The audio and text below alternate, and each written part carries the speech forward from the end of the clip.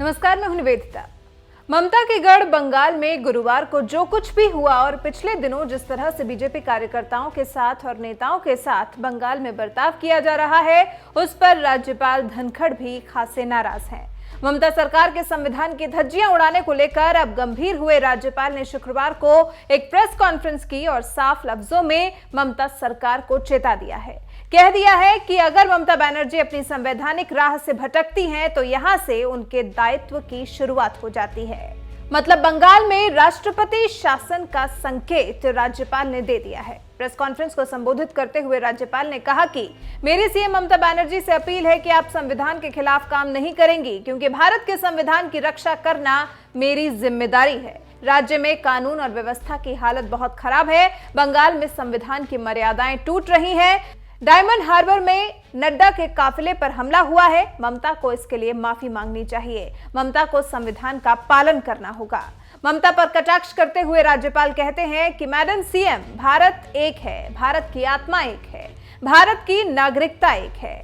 अपने ही देश में कौन अंदरूनी है कौन बाहरी है, ये कहना एक खतरनाक खेल है, इसे त्याग दें। गुरुवार को जेपी नड्डा पर हुए हमले को राज्यपाल ने बेहद दुर्भाग्यपूर्ण करार दिया है। कहा है, कल जो हुआ वो हमारे प्रजातांत्रिक मूल्यों पर धब्बा है। सबको अपनी बात रखने का अधिकार है, लेकिन कल ऐसा नहीं हुआ। सिलीगुड़ी में भी ऐसा नहीं हुआ। प्रदर्शनकारियों को डराया धमकाया गया। ये सब ऐसे दिन हुआ जब कल मानवाधिकार दिवस था।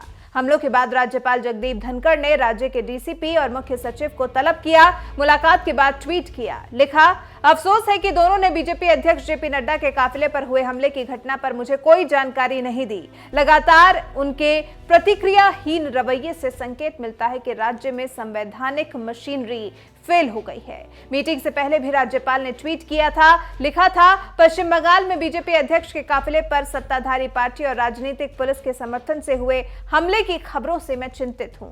आज सवेरे ही मुख्य सचिव और डीजीपी को इस बारे में अलर्ट किया था, फिर भी कानून तोड़ा गया। हालांकि राज्यपाल की इस नाराजगी से लगता है कि सीएम ममता बनर्जी को कोई फर्क ही नहीं पड़ता। तभी तो राज्यपाल के ममता बनर्जी पर शर्म वाले बयान के बाद भी ममता बनर्जी के भाषा में किसी तरह के बदलाव को नहीं देखा गया, बल्कि वो तो बीजेपी के खिलाफ और ज्यादा भद्र भाषा का इस्तेमाल करने लगी।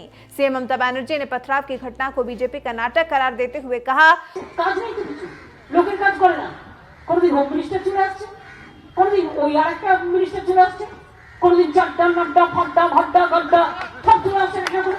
আর তারা একা প্রোগ্রাম করবে আর কেউ করবে না।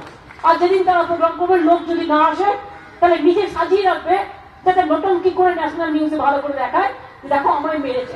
আরে आपको बता दें, मामले को गंभीरता से लेते हुए केंद्र ने 14 दिसंबर को राज्य के डीजीपी और मुख्य सचिव को तलब किया है। राज्यपाल घटना पर अपनी रिपोर्ट भेज चुके हैं और अब जब प्रेस कॉन्फ्रेंस कर राज्यपाल ने अपनी जिम्मेदारी शुरू होने की बात कह दी है, तो क्या बंगाल में राष्ट्रपति शासन लागू होने वाला है? क्या राज्यपाल राज्य में राष्ट्रपति शासन की सिफारिश करने वाले हैं? आपकी इस पर राय क्या है? हमें कमेंट कर जरूर बताएं।